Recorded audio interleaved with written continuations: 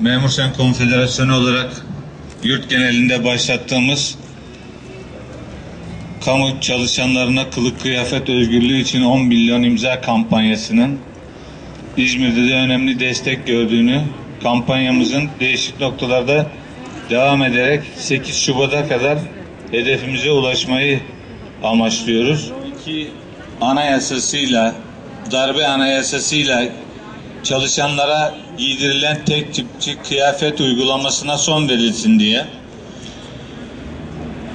ayrımcılık yapılmasın, çalışanlar üniversitede eğitim alan öğrencilerimiz için başörtü yasağının kaldırılmış olması önemli bir gelişme, ancak bunun yasal düzenleme ile teminat altına alınmasını da istiyoruz. Kafalı evet, özgürlük doğru. istiyoruz. Kıyafete özgürlük istemiyoruz. Önce kafalar özgür olsun. Bugün Silivri'de yatanlara özgürlük demiyorsunuz. İlle de bir kürban diye tutturdunuz. Ama bunlar ya Bir saniye arkadaşlar. Yanlış. Peki. Teşekkür ederiz. Çok teşekkür ediyoruz. O nedenle bayanlara, özellikle hanım kardeşlerimize uygulanan, devlet tarafından başörtüsü yasağıyla uygulanan şiddetle buradan kınıyoruz. Bu yasağın derhal kaldırılmasını talep ediyoruz.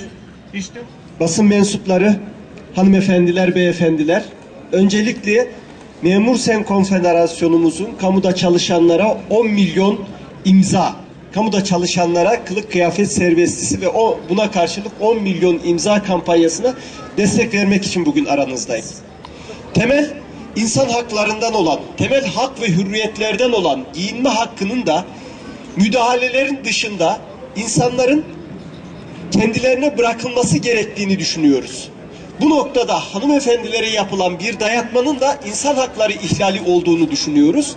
Memur Sen'in yapmış olduğu bu çalışmanın özgürlüklere açılan bir pencere olduğu kanaatiyle inşallah özgürlüklerimizin daha da genişlemesine vesile olmasını diliyor. Kendilerine tam destek vermek için bugün aranızda bulunuyorum. Hepinize teşekkür ediyorum. Çekiyor musun?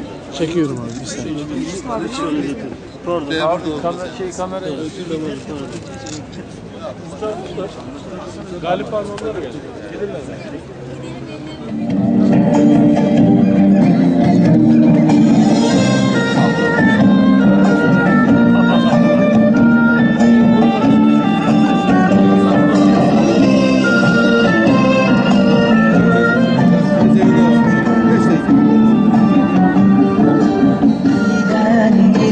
Gel beni, elin gör kenarında.